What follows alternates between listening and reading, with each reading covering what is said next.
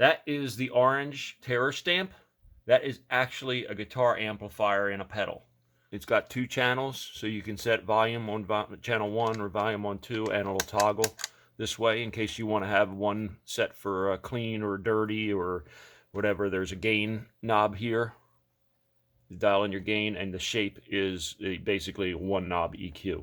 On the back, you've got your DC power supply. It does take a 15-volt DC power supply, so it is a special one. It's not a 9-volt. Speaker out to your cabinet simulator if you want to listen through headphones. It also has a send and return, so there is the option of running an effects loop, or it can be used as a line out, and this is the guitar input.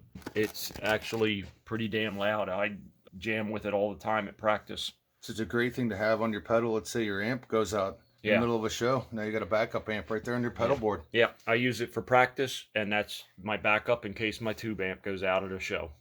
And exactly right.